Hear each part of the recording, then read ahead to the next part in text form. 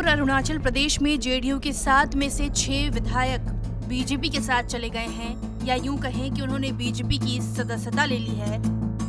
वहीं जेडीयू के इकलौते बचे विधायक टेकी कासो ने इस बीच कई चौंकाने वाले खुलासे किए हैं। टेकी कासो ने बीजेपी की कथित गंदी राजनीति की पोल खोलकर रख दी। ईटानगर से जेडीयू विधायक टेकी कासो ने बीजेपी पर न केवल 6 विधायकों को तोड़ने का आरोप लगाया है, बल्कि पंचायत चुनाव से लेकर नगर निकाय के चुनाव तक जेडीयू के विरुद्ध षड्यंत्र रचने का गंभीर इल्जाम भी लगाया है। शुरुआत हाल की घटना से करते हैं। कासो कहते हैं कि राष्ट्रीय स्तर पर जेडीयू और बीजेपी साथ हैं। केंद्र में एनडीए की सरकार है और जेडीयू उसका हिस्सा है। हम भी साथ मिलकर चलना चाहते थे, लेकिन बीजेपी ने हमारे विश्वास को तोड़ दिया। हमारे 6 विधायक चले गए। लगता तो ऐसा नहीं है, लेकिन जैसे कि नेशनल में मिलके हम लोग रहा और हम लोग भी तो मिलके रहने का ही पसंद किया था, तो आज हमारा 6 चला गया। तो अब आगे क्या, और सीएम साहब ने कहा, बोल ही दिया कि मेरा यहाँ कोई तालमेल नहीं है, तो उससे आगे तो और क्या कह सकता है। अरुणाचल प्रदेश में बीजेपी और जेडीयू के बीच का खेल यही नहीं थमता। कासो बताते हैं कि हाल में हुए नगर निकाय चुनाव में तो बीजेपी ने जनता दल यूनाइटेड के कई उम्मीदवारों को लालच दिया, वहीं कईयों को नॉमिनेशन वापस लेने के लिए धमकाया भी। इसलिए बीजेपी ने कई सीटों पर निर्विरोध चुनाव जीते हैं। जेडीयू के 3 उम्मीदवार तो नॉमिनेशन के पहले ही गायब कर दिए गए। 1 हफ्ते तक उनका कोई पता ही नहीं चला, वो अपने घर भी नहीं आते थे। बाद फिर 7 तारीख तक विड्रॉ देता, 4 तारीख को नॉमिनेशन जो ये आपका स्कॉटिनज था, स्कॉटिनज से काफ़ी मतलब बीजेपी पार्टी ने काफ़ी कैंडिडेट ने काफ़ी खेलना शुरू कर दिया।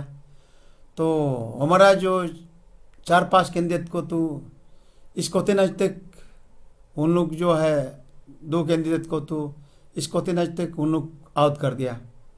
तो जो प्रपोजर था, सपोर्टर था, जो इलेक्शन का जो नियम में जो आता है, उसी नियम को जो प्रपोजर लोग को ही पहुंचने नहीं दिया, तो ये शुरू कर दिया। तो स्कॉटिनज में 2 आउट हो गया। तो उसका बाद फिर आपका विड्रॉ डेट में 3 को उन लोग जो है 3 कैंडिडेट को उन लोग जो है उठा के ले गया, और वो कम से कम 3-4-5 रात तक गैर वापस नहीं आया। तो काफ़ी उनका चर्चा हुआ। तो आप लोग ने, इसीलिए हमने कहा था कि आपने क्या खिला पिला दिया मेरा कैंडिडेट को, अपना घर तक वापस आने नहीं दिया। ये तो बहुत गलत चीज़ है।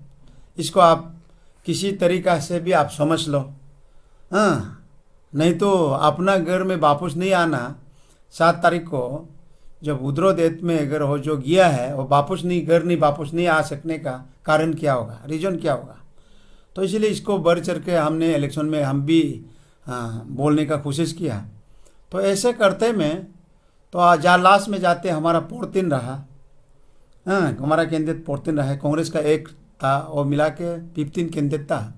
तो हम लोग का तो जेडीयू का हम लोग 14 रहा। तो उन लोग जो है 5 को तो उन लोग अनकॉन्टेस्ट कर लिया। जो भी हो, उन लोग क्या खाना खिला दिया, क्या पानी पिला दिया, उसका बारे में हम नहीं बोल पाएगा। जो हमको कहना था, बोलना था, इलेक्शन में हम काफ़ी बोला।